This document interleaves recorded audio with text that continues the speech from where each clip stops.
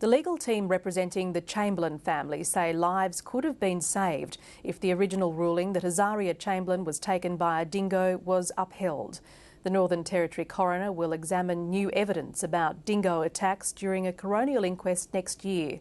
Lisa Mosley reports. It's a question that's gone unanswered for more than 30 years. Was 9-week-old Azaria Chamberlain killed by a dingo while camping with her parents near Uluru? A dingo expert believes the answer is yes.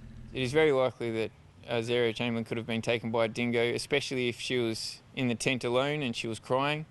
Then that would have made the dingo respond to think that there was an injured rabbit or an injured prey item that it could capitalise on.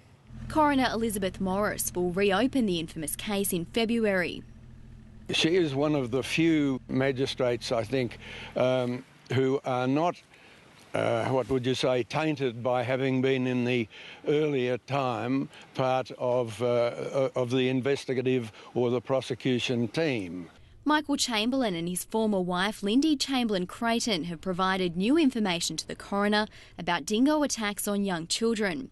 The last coronial inquest in 1995 returned an open finding. The Chamberlain solicitor says the community deserved to be warned about the dangers of dingo attacks. We think that had he given the warnings that he should have, some of the attacks that have followed may not have happened.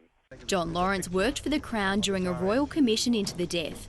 He believes there'll be a repeat of the findings from the original inquest back in 1981 that a dingo took Azaria Chamberlain.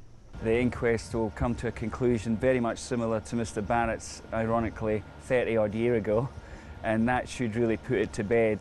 Northern Territory authorities have been heavily criticised over the past 3 decades for the way the case was handled. I'll let other people discuss how the case was handled at the time. It's a long, long time ago, and a lot of water's gone under the bridge since then. The inquest will be held in Darwin on February 24. Lisa Mosley, ABC News, Darwin.